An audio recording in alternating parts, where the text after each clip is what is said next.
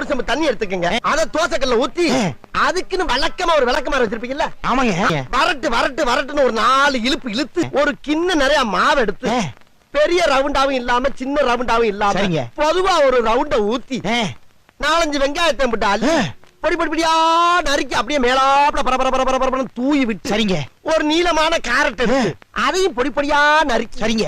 அப்படியே மேலாப்ல பரபர தூவி விட்டு 16 கரண்டி நெய் எடுத்து சரிங்க. அதுல 6 கரண்டி நெய்ய உள் சைடு அப்படியே லேசா விளாவி விட்டு சரிங்க. 10 கரண்டி நெய்ய தோசைக்கு வெளி சைடு அப்படியே மேலாப்ல விளாவி விட்டு சரிங்க.